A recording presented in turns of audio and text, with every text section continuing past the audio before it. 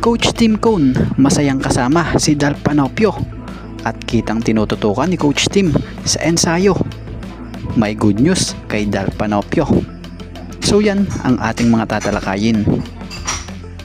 Good news ito, former Batang Gilas guard Dal Panopio lalahok na sa paparating na PBA rookie draft na siyang kinumpirma ni Basketball Zone. Credit po and thank you.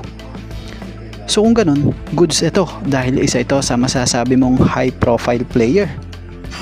Si Dal Panopio nga po ay former Batang Gilas na siyang naglaro noong 2018 FIBA U18 sa Asian Championship sa Nonthaburi, Thailand, na kung saan ay nag 4th place nga po ang Gilas nun.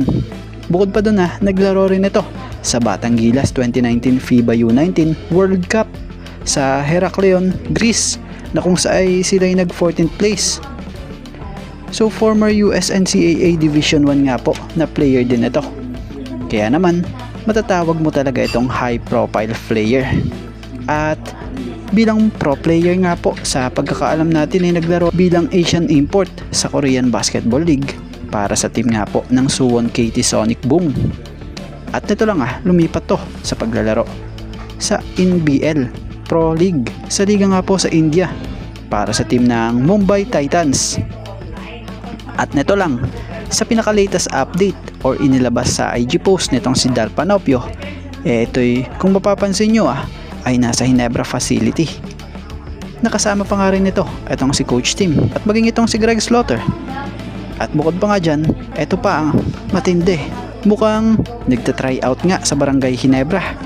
Kita nyo naman, suot niya practice jersey ng Ginebra at kapansin-pansin pa sa isang litratong ito mula pa rin sa IG post na itong si Dal Panopio, kitang tutok sa kanya itong si Coach Tim.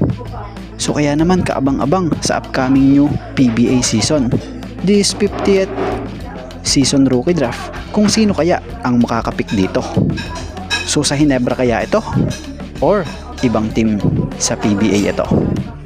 Kaya naman abangan natin.